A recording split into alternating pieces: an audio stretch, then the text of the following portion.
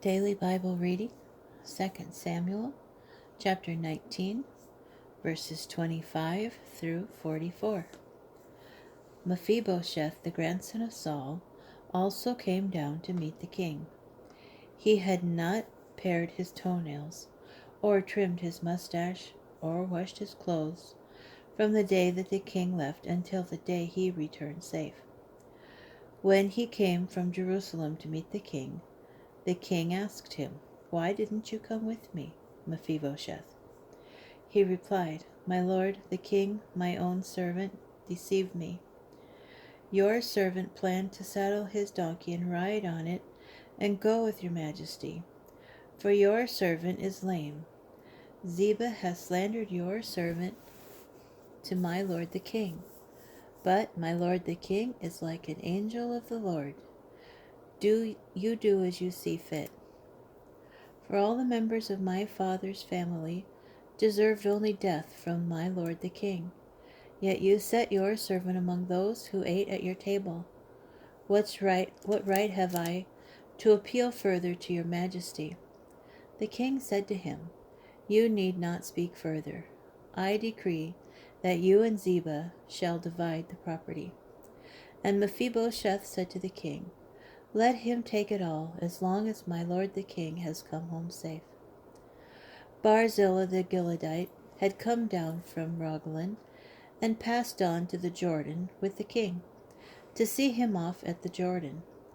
Barzillai was very old, 80 years of age, and he had provided the king with food during his stay at Mahanaim, for he was a very wealthy man. The king said to Barzillai, "Cross over with me, and I will provide for you in Jerusalem at my side." But Barzillai said to the king, "How many years are left to me that I should go up with your majesty to Jerusalem? I am now 80 years old. Can I tell the difference between good and bad? Can your servant taste what he eats and drinks? Can I still listen to the singing of men and women? Why then should your servant continue to be a burden to my lord the king? Your servant could barely cross the Jordan with your majesty. Why should your majesty reward me so generously? Let your servant go back and let me die in my own town, near the graves of my father and mother. But here is your servant Chimham.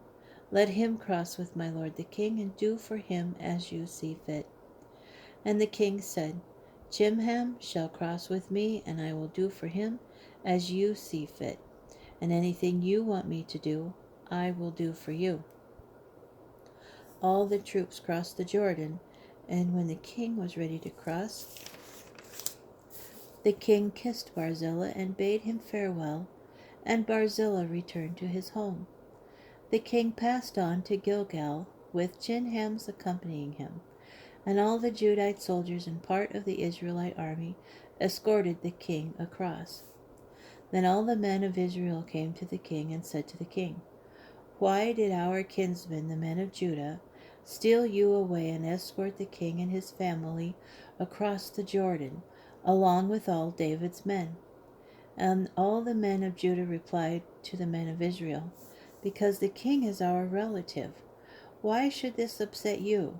Have we consumed anything that belongs to the king? Has he given us any gifts?" But the men of Israel answered the men of Judah, "We have 10 shares in the king, and in David too. We have more than you. Why then have you slighted us? Were we not the first to propose that our king be brought back?" However, the men of Judah prevailed over the men of Israel.